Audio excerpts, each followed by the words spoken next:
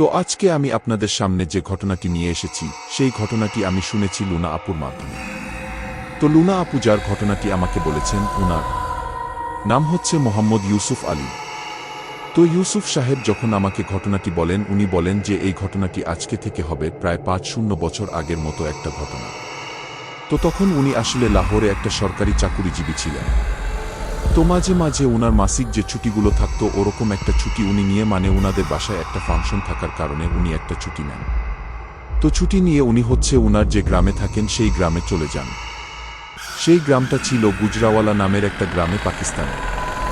তো সেখানে মোটামুটি ১-৩-১-৪ দিন থাকার পরে উনি লাহোরে ব্যাক করবেন। তো উনার মেইনলি যেই জিনিসটা ছিল উনি সবসময় ট্রাভেল করতেন ট্রেন দিয়ে। ট্রেনের ট্রাভেলে উনি বেশ অভ্যস্ত ছিলেন এবং ট্রাভেল উনার ভালো লাগত। আর এটা অনেকটা সেফও ছিল যেহেতু। তো উনি যখন ট্রেনে ট্রাভেল করার জন্য ট্রেনে উঠে বসলেন তখন উনি দেখতে পেলেন যে কিছুক্ষণ পরেই উনার সামনে ২ জন মুসাফির এসে বসল এবং উনারা মহিলা। তো উনি খুব বেশি একটা খেয়াল করলেন না বা পাত্তাও দিলেন না। উনি উনার মতো ট্রেনে বসে আছেন, এদিক ওদিক দেখছেন, বিভিন্ন মানুষ আসছে যাচ্ছে। তো উনি একটা সময় কি করলেন, বাদাম টাইপের কিছু একটা কিনে উনি খেল। তো উনি যখন বাদাম খাচ্ছিলেন তখন উনি চিন্তা করলেন কি মানে উনার মাথায় একটা চিন্তা আসলো যে হয়তোবা কোনো চোখ জোড়ানোকে বারবার চেক আউট করছে বা দেখছে। মানে উনি খুব অস্বস্তি বোধ করতে থাকলেন যে কেউ যখন একটা ব্যক্তি যখন বসে থাকে একা একা তখন যদি আশেপাশের অন্য কেউ তাকে দেখে এটা কিন্তু সে বুঝতে পারে এবং এটা অস্বস্তিকর বিষয়। তো অস্বস্তি লাগার কারণে উনি কি করলেন, যখন ওই মহিলা দুটোর দিকে তাকালেন উনি দেখতে পেলেন কি যে সেই মহিলা দুটো ওনার দিকে তাকিয়ে আছেন। উনাদেরকে দেখে মনে হচ্ছে যে একজন বৃদ্ধা এবং একজন মোটামুটি ভালো জোয়ান হবে বয়সী কম বয়সী একজন মেয়ে। ওনাদেরকে দেখে মনে হচ্ছে উনারা মা মেয়ে হবেন। তো উনার এই অবস্থা দেখে ওই মহিলাগুলো হয়তোবা কিছু একটা বুঝতে পারছিলেন, কিন্তু তারপরও তাকিয়েছিলেন। এরপরে যখন উনি চিন্তা করলেন কি যে আমি সিটটা বদলে ফেলি, এখানে আর বসব না, বিরক্ত লাগছে আবার। তো উনি কি করলেন, সিট বোতল যখন করতে যাবেন তখন ওই বৃদ্ধা মহিলাটি বললেন কি যে বাবা তুমি কোথায় যাচ্ছ।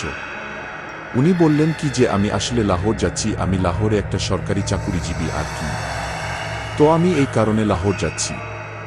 মহিলাটি কি করলেন, এরপর উনার সাথে বিভিন্ন বিষয় নিয়ে নানান বিষয় নিয়ে কথা বলতে শুরু করলেন। তো এরকম আগের দিন যেরকম ছিল ওরকম টাইমে আসলে এরকম হতো যে মোবাইল ফোন যেহেতু ছিল না বা যোগাযোগের অন্য কোনো মাধ্যম যেহেতু নেই, তো এই কারণে মানুষেরা বিভিন্ন সময় ট্রাভেল করার সময় একজন একজনের সাথে একটা সুসম্পর্ক তৈরি করে নিত। উনারা যখন ইউসুফ সাহেবের সাথে ভালোমতো কথা বলছেন তখন উনার কিছুটা লজ্জাই লাগলো, কারণ উনি চিন্তা করছিলেন যে এই মহিলা দুজন আমার দিকে এভাবে তাকিয়ে আছে। ওই টাইমে মানুষের এমন একটা অবস্থা ছিল যে লজ্জাশরম অনেক বড় একটা বিষয় ছিল। এরকম ভাবে কেউ কারো দিকে তাকিয়ে আসলে থাকত না, অনেক বেশি লেহাজ করত মানুষ তখন, এখনের মতো মানুষ আর কি নয় তখন। তো উনি এই বিষয়টা ভেবে লজ্জা পাচ্ছিলেন।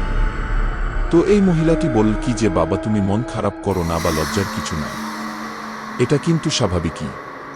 তো উনি চিন্তা করলেন কি ব্যাপার, উনারা কি আমার মন পড়তেছেন নাকি।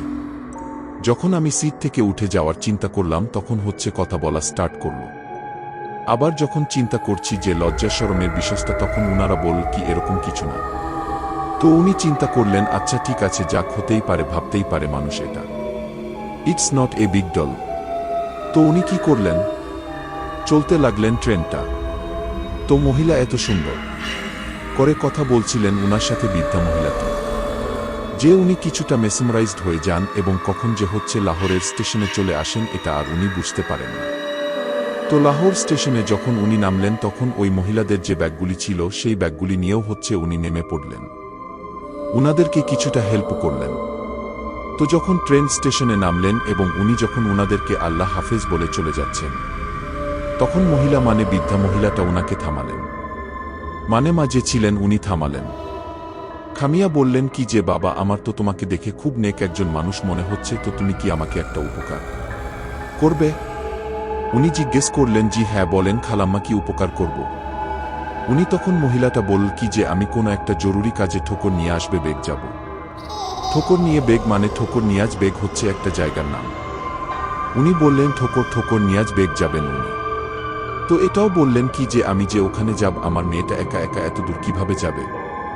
আমাদের বাসা হচ্ছে ওয়াগা বর্ডারের একদম কাছাকাছি। তো এখান থেকে ওয়াঘা বর্ডার অনেক দূরে। তুমি তো একজন নেক একজন মানুষ, মনে হচ্ছে তোমাকে দেখে তুমি কি আমার মেয়েটাকে একটু বাসায় পৌঁছে দিবা? উনি মনে মনে চিন্তা করতে লাগলেন কি যে কি ব্যাপার, এটা কি হচ্ছে? এভাবে হচ্ছে একটা অপরিচিত মানুষের সাথে কেউ কি নিজের মেয়েকে ছেড়ে দেয়? কিন্তু উনার মনে মনে একটু ভালো লাগলো, কারণ যেই মেয়েটার কথা বলা হচ্ছিল আসলে এই মেয়েটাকে উনার কিছুটা পছন্দ হয়।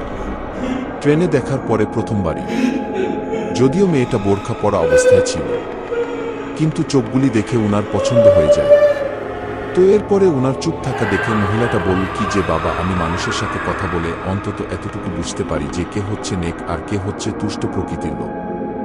তো তোমাকে আমার নেক একজন মানুষ মনে হচ্ছে, তুমি দয়া করে আমাকে একটু সাহায্য করো, আমার মেয়েটাকে একটু পৌঁছে দাও। তো উনি চিন্তা করলেন আচ্ছা ঠিক আছে, আমারও যেহেতু ভালো লাগছে তো গিয়ে দেখি বাসার কি অবস্থা তাদের। যদি বাসার অবস্থা ভালো হয়, আমিও যেহেতু আনমারিড তাহলে হচ্ছে আমার আব্বা আম্মুকে দিয়ে বিয়ের প্রস্তাবটা পাঠাবো, সমস্যা তো নাই, বিয়ে করার জন্য বাসা দেখাতো আর খারাপ কোনো কাজ না, বা আমার মনে তো কোনো খারাপ উদ্দেশ্য নাই। তো এই চিন্তা করে উনি কি করলেন, মেয়েটার ব্যাগটা উঠিয়ে উনি হচ্ছে চলা শুরু করলেন রাস্তা দিয়ে। মেয়েটাকে জিজ্ঞেস করলেন আপনি কোথায়? ঠিক আপনার বাসাটা? মেয়েটা বলল কি বাঘা বর্ডারের একদম কাছাকাছি। তো তখনকার যুগে আসলে খুব বেশি একটা গাড়ি ঘোড়া তো ছিল না, তো ওনাদের অনেকটা রাস্তা হাঁটতেই হয়। মোটামুটি অনেকখানি রাস্তা ওনারা হাঁটতে থাকেন। 1-1.5 ঘন্টা হাঁটার পরে ওনারা হচ্ছে একটা ঘোড়ার গাড়ি পান এবং সেই ঘোড়ার গাড়িতে উঠে পড়েন। তো ঘোড়ার গাড়িটা যখন ওনারা পান তখন প্রায় হচ্ছে মাগরিবের আজান দিয়ে দিচ্ছে, আশেপাশে মাগরিবের আজানের ধ্বনি ভেসে আসছে। উনি ঘোড়ার গাড়িটা এক জায়গায় থামিয়ে বললেন কি যে নামাজ পড়বেন। পাশাপাশি একটা মসজিদ দেখতে পেয়ে উনি হচ্ছে সেখানে নামাজ পড়তে যান। তো নামাজ পড়ে আস্তে আস্তে মোটামুটি ভালোই টাইম চলে যায়। এরপর হচ্ছে ঘোড়ার গাড়িটা আবার রওনা দেয়। তো ভালোই ঠান্ডা ছিল এই টাইমে, মোটামুটি জানুয়ারি ফেব্রুয়ারির দিকে শীত ছিল তখন। এত পরিমাণ ঠান্ডা যে উনাদের বসে থাকতে থাকতে কোমর যেন হচ্ছে ধরে গেছে আর ব্যথা করছে। কিন্তু উনাদের থেকে বেশি কষ্ট হচ্ছিল মনে হয় ঘোড়াটা এই ঠান্ডার মধ্যে। তো গাড়ি চলছে আর চলছে, কিন্তু ঘর আর কোথাও খুঁজে পাওয়া যাচ্ছে না মেয়েটা। তো মোটামুটি প্রায় যখন রাত 1:00টা হবে আনুমানিক, তখন হচ্ছে মেয়েটা একটা জায়গা দেখে হচ্ছে কোচানকে বলল যে আপনি দয়া করে ওই জায়গায় গাড়িটা থামিয়ে দেন, আমাদের ঘর চলে আসছে। তো উনি কিছুটা স্বস্তি পেলেন, চিন্তা করেন যাক ঘর চলে আসছে, এখন ওকে রেখে আমি বাসায় চলে যাব, ঘর আর দেখতে যাব না, এখন অনেক রাত হয়ে গেছে, আমাকে তো ফিরতে হবে লাউরে। এই চিন্তা করে উনি মেয়েটাকে ওখানেই হচ্ছে আল্লাহ হাফেজ বলতে চাইলেন। কিন্তু মেয়েটা বলল কি যে আপনি যদি কিছু মনে না করেন, আপনি কি দয়া করে খাবারটা খেয়ে যাবেন? আপনি তো আমাদেরকে অনেক উপকার করলেন, দয়া করে খাবারটা খেয়ে যান। উনি চিন্তা করলেন কি যে এত রাতের বেলা খাবার খেতে গেলে আমি যাব কিভাবে? তো এই চিন্তা করে উনি মেয়েটাকে বললেন যে আমি যদি এখন আপনার বাসায় যাই তাহলে তো পরবর্তীতে এখান থেকে যাওয়ার কোনো গাড়ি আমি পাব না। তো মেয়েটা পরে বললেন কি যে সমস্যা নাই, আমাদের বাসার পাশেই আমাদের একজন কাজিন থাকে, ওর একটা মোটরসাইকেল আছে। তো যখন আপনার খাবার দাবার শেষ হবে একটু বিশ্রাম করে ওকে বললেই ও আপনাকে মোটরসাইকেলটি নিয়ে চলে যাবে, আপনার চিন্তা করতে হবে না এত বেশি। তো উনি চিন্তা করলেন কি যে আচ্ছা ঠিক আছে যাওয়া যাক, দেখি তাহলে ঘর দেখেই আসি মোটরসাইকেল দিয়ে, যেহেতু চলেই যাব। তো মেয়েটা হাঁটতে হাঁটতে ওনাকে কিছুটা দূরে নিয়ে যাচ্ছেন বাসার দিকে। তো উনি হচ্ছে কচুয়ানকে বললেন কি যে ভাই আপনি এখানে 1-2 মিনিট একটু দাঁড়ান, যেহেতু লাইট নাই, আপনার যে হেরিকান টার্ন গাড়ির নিচে লাগানো ওটা দেখে যেন একটু যেতে পারি। এরপর হচ্ছে ওনারা হাঁটতে হাঁটতে ঘরে চলে গেলেন। মেয়েটার ঘরে তো ঘরে যাওয়ার পরে যখন দরজায় নক করা হলো তখন দরজা খুলল আরেকটা মেয়ে, কিন্তু মেয়েটা বোর পরা। এই মেয়েটার মোটে একবারে বোরখা পরা, শুধু চোখ দেখা যাচ্ছে। উনি কিছুটা অবাক হন যে কি ব্যাপার, বাসায় আবার বোরখা খেয়ে পড়ে থাকি এই অবস্থায় এই টাইমে, আর আমার তো আসার কোনো খবরও তাদের কাছে নাই যে হচ্ছে বোরখা পরবে। যাই হোক পড়তেই পারে, ব্যাপার না। উনি ঘরের ভিতরে ঢুকলেন, ঢুকে দেখলেন যে ছোট্ট দুটো বাচ্চা আরও খেলাধুলা করছে, দুটো ছেলে বাচ্চা। উনি চিন্তা করলেন এই দুটো হয়তোবা ওদের ভাই হবে। তো এরপরে মেয়েরা কি করলো, দুইজন হচ্ছে ওনাকে বসতে দিয়ে খাবার দাবার রেডি করতে লাগলেন। খাবার রেডি করার পরে ওনাকে খেতে দেওয়া হলো। খাওয়া দাওয়া করার পরে 5 মিনিট বিশ্রাম নেওয়ার পর উনি চিন্তা করেন কি এবার ওনাকে বের হতে হবে। উনি যখন মেয়েটাকে বললেন কি যে দেখেন এবার আমাকে বের হতে হবে, তো আমাকে লাহোর ফিরতে হবে আবার। আপনার কাজিনকে কি দয়া করে একটু বলবেন মোটরসাইকেলটা নিয়ে আমাকে পেয়ে গিয়ে দিতে। তো মেয়েরা তখন বলল কি আপনি যদি কিছু মনে না করেন তাহলে কি আজকে রাতটা এখানে থাকবেন? উনি বললেন কেন? মেয়েরা তখন বলল কি যে দেখেন আমাদের আম্মু তো এখনো আসে নাই। তো আম্মু যেহেতু নাই সেক্ষেত্রে আমরা একা দুইটা মেয়ে এভাবে থাকাটা কি কঠিন না আমার জন্য? তো একটু বোঝেন প্লিজ, একটু থাকেন আমাদের সাথে আজকে বাসাটায়। তখন উনি চিন্তা করলেন কি যে মা তো যখন এমনেও অন্য কোনো কাজে গিয়ে স্টে করে বাহিরে তখনও তো তাদেরকে একাই থাকতে হয়, তাহলে আজকে আমাকে কেন আটকাচ্ছে? এই কথা ভেবে উনি ওদেরকে জিজ্ঞেস করলেন যে আপনার মা কখন আসবে? উনারা বললেন কি যে মা যদি কখনো এরকম জরুরি কোনো কাজে যায় তাহলে সেখানে রাতের বেলা স্টে করে ফেলে আর আসে না। তো মা মনে হয় আগামীকালকে আসবে। উনি কিছুটা বিরক্ত হলেন, কিন্তু উনাদের উপরে কোনো কথাও উনি বলতে পারছেন না। যেহেতু উনার অপরিচিত জায়গা তখন উনাদের বিপরীতে গিয়ে তো উনি কিছু করতে পারবেন না। এরপর উনি বললেন আচ্ছা ঠিক আছে থাকব। তারপরে মেয়ে দুটো কি করল? ঘর থেকে বাহিরে গেলে আরেকটা হচ্ছে ছোট্ট একটা কামরার মতো। ঘরের ভেতরেই বাট সেপারেটেড একটা রুম। এই সেপারেটেড রুমের ভেতরে খেতা বালিশ এগুলো সবকিছু দিয়ে উনাকে হচ্ছে একটা বেড করে দিল ছোঁয়ার জন্য। উনি শুয়ে পড়লেন যথারীতি। উনার ঘুম ভাঙল হচ্ছে পরের দিন সকাল একটায় ঘুম ভাঙ্গার পর উনি চিন্তা করলেন কি ব্যাপার, এত সকাল হয়ে গেছে মেয়েগুলো এখন আমাকে ডাকলো না কি কারণে? উনি ঘুম থেকে উঠে বাহিরে আসলেন, দেখলেন কি যে মেয়ে দুটো যেই ঘরে থাকে সেই ঘরের হচ্ছে তালা দেওয়া। তিনি চিন্তা করলেন হয়তোবা বাজারে কোথাও গেছে। উনি বের হলেন ঘর থেকে।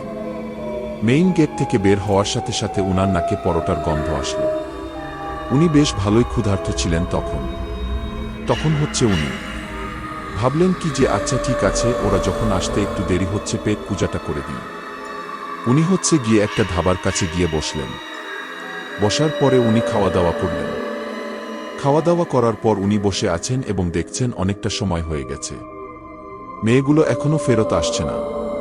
তো উনার এই অবস্থা দেখে ধাবার যে মালিক ছিল উনি হচ্ছে উনার কাছে আসলেন আর বলল কি যে স্যার আপনি এমন চিন্তিত কি কারণে? উনাকে স্যার বলার কারণ হচ্ছে তখন খুবই কম শিক্ষিত মানুষেরা হচ্ছে শার্ট প্যান্ট পরে বের হতো। তো উনি শার্ট প্যান্ট পরে বের হওয়ার জন্য উনাকে স্যার বলে সম্বোধন করেন সেই বৃদ্ধ ভদ্রলোকটি। উনি বলেন কি যে আমি তো এখানে আসছিলাম, একটা বাসায় উঠছিলাম, দুইটা মেয়ে আছে বাসায়, আর হচ্ছে মা বাহিরে গেছে, দুইটা ছোট ছোট ভাইও আছে ওদের। তখন ওই ধাবার লোকটা বলল কি যে আপনি কার কথা বলছেন? এই এলাকায় তো আমি সবাইকেই চিনি। তখন উনি বললেন কি ওই যে দুইটা মেয়ে থাকে বাসার ভিতরে, ওই যে ওই বাসাটা। তারপর ওই ধাবাওয়ালা লোকটা বলল কি কোনো বাসাটা আমাকে একটু দেখান। তো উনি বের হয়ে আঙ্গুলের ইশারা করে বাসাটা দেখালেন। দেখানোর পরে সেই লোকটা কি করল, আরো ৩-৪ জন লোককে ডাক দিয়ে বলল কি এই দেখো তো, স্যার বলতেছে স্যার এই বাসায় ছিল। এটা কি সম্ভব? উনি জিজ্ঞেস করলেন কেন সম্ভব না? তখন দোকানদার বলল কি যে এই বাসায় বহুদিন ধরে মানে মোটামুটি 6-0-7-0 বছর ধরে কেউই থাকে না, আপনি এখানে কিভাবে থাকবেন? উনি তখন মোটামুটি কিছুটা বিরক্ত এবং রাগ হলেন। বললেন কি যে আপনি কি মানে কি রকম বেকুব মানুষ আপনি? আমি কালকে রাতের বেলা ওখানে থাকছি, আমার কি ঠেকা পড়ছে? আমার লাহোরে থাকি, আমি এখানে এসে আমার থাকার কি ঠেকা পড়ছে নাকি? যদি কোনো সমস্যাই না হয়, আমি ওদেরকে সাহায্য করতে আসছিলাম, পরে এই কারণে আমি থাকছি এখানে। তো এরপরে লোকটা কি করল, বলল কি যে চলেন আপনি ওই বাসার কাছে চলেন। আরো কয়েকজন লোক নিয়ে সেই বাসার কাছে যাওয়া হল। উনি হচ্ছে সেই পরে দেখলেন কি যে এখনো তালা দেওয়া ঘরটার সামনে। তো ধাবাওয়ালা লোকটা বলল কি যে দেখেন তো তালাটার দিকে তাকিয়ে দেখেন তো, এটা কি আপনার মনে হয় আজকে বন্ধ করা তালা? উনি দেখলেন আসলেই তালাটা এতটা পুরাতন মনে হচ্ছে, একদম ঝংকার মরিচা পড়া তালা, মনে হচ্ছে যে কত হাজার বছর ধরে নাকি তালাটা এখানে লাগানো। উনি তখন কি করলেন, যেই ঘরে উনি ছিলেন সেই ঘরে ঢুকিয়ে সবাইকে দেখালেন যে দেখেন এই বিছানায় আমি শুয়ে ছিলাম, এই যে আমার কাঁথা, এই যে আমার বালিশ, আমি এখানে শুয়েছিলাম। তো এরপর ওনারা বললেন কি যে এটা কোনোভাবেই সম্ভব না। উনি বললেন কি যে আমার ব্যাগ ভেতরে লক, রুমের ভেতরে আমার ব্যাগ। কালকে খাওয়া দাওয়া করার পর আমি ব্যাগটা নিয়ে আসতে ভুলে গেছিলাম রুমে ঘুমানোর আগে। এরপরে কি করা হলো, উনাদের সবার সামনেই কাছের একটা থানা থেকে একটা পুলিশকে কল করা হলো। একজন পুলিশ অফিসার আসলেন। তো ইউসুফ আলী যেহেতু হচ্ছে একজন সরকারি কর্মকর্তা ছিলেন, সো পুলিশ অফিসারটা ওনার সাথে বেশ ভালোই কোঅপারেট করল। এক পর্যায়ে সবকিছু বলার পরে পুলিশ অফিসারের উপস্থিতিতে সেই ঘরের তালাটা ভাঙ্গা হলো। সেই ঘরের তালা ভাঙ্গার সাথে সাথে সবাই একটা তাজ্জুব জিনিস দেখতে পেলেন যে ইউসুফ আলী সাহেবের ব্যাগটা তখনও ভেতরে। তো এখানে প্রশ্ন হচ্ছে, ব্যাগটা যে ভেতরে আছে আর বাহিরের তালার এমন অবস্থা, তাহলে ব্যাগটা কিভাবে ভেতরে থাকে? তো তখন সবাই মোটামুটি অবাক হয়ে যায় যে এই বাসায় এতদিন যাবৎ বন্ধ, এখানে ব্যাগ কিভাবে আসবে? আর ভেতরে হচ্ছে সমানে মাকসার জাল। তারপরে মানে এমন অবস্থা যে মনে হচ্ছে এই ঘরে হচ্ছে বছর ধরে কেউ থাকে না, এমন ফার্নিচারের উপরে ধুলাবালি মাকসার জালে ভরা একটা বাসা। তো উনি বললেন, কালকে রাতে এরকম কিছুই ছিল না। এরপরে সবাই তো হচ্ছে উনাকে বারবার জিজ্ঞেস করছেন যে আপনি কিভাবে এখানে আসলেন। উনি তখন আর কিছু না বলে কি করলেন, উনার ব্যাগটা সেখান থেকে নিয়ে উনি সেখান থেকে চলে আসার জন্য রওনা করলেন। এরপর উনি চলে আসলেন। চলে আসার পরে লাহোরে উনি একটা হুজুরের সাথে এই সমস্ত বিষয়ে শেয়ার করলেন। উনি বহু বললেন কি যে আপনার সাথে কথা বলে যারা আসলে আপনার স্টোরিমে কথা বলল, ওই মেয়ে দুটো মহিলার মেয়ে, ওরা সম্ভবত জিন ছিল, কোনো ভালো জিন। কারণ আপনি যে একজন নেক মানুষ, আপনার কথাবার্তা শুনে ওরা বুঝেছে এই কারণে। হয়তোবা সামনে আপনার কোনো সমূহ বিপদ ছিল লাহোর যাওয়ার পথে, এই কারণে উনারা আপনাকে গতকালকে বা ওই দিনটাতে আপনাকে আটকায় ফেলছে যেন আপনি কোনো বিপদে না পড়েন। কিন্তু তারপরেও ইউসুফ আলী সাহেব এখনও যখন কখনো এই ঘটনাগুলি চিন্তা করেন, উনি ভয় পান। উনি বলেছেন যে এই ঘটনাটা শুনতে হয়তোবা কারো এত বেশি ভয় লাগবে না, কিন্তু এটা আমার জীবনের সত্যি ঘটনা। এখনো যদি আমার ঘটনাটা মাথায় আসে তখনও হচ্ছে আমার লোম দাঁড়িয়ে যায়, আমার কষ্ট হয় ভাবতে। রাতের বেলা মাঝে মাঝে যখন আমি ঘুমাই, তখনও যখন আমি তাদেরকে স্বপ্নে দেখি, আমি ঘুম থেকে জেগে উঠি। এটা আজকে থেকে প্রায় ৫-০ বছর আগের ঘটনা। এখন আমার বিয়ে শাদী হয়েছে, আমার বাচ্চা পোলাপানো আছে, বাট এখনো যখন এই ঘটনাটা মনে হয় আমার মানে খুবই ভয় লাগে মনে মনে। আমি আজ পর্যন্ত জানি না আমি ওখানে কিভাবে গিয়েছিলাম, বাচ্চাকেই বা আমার সাথে ছিল। এই প্রশ্নটা নিয়ে আমি আজ পর্যন্ত ঘুরে বেড়াচ্ছি।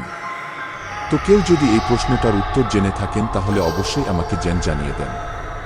লিসেনারের মধ্যে থেকে যদি কেউ জেনে থাকেন। তো এই ছিল আমার কালেক্ট করা আজকের ঘটনা আপনাদের জন্য।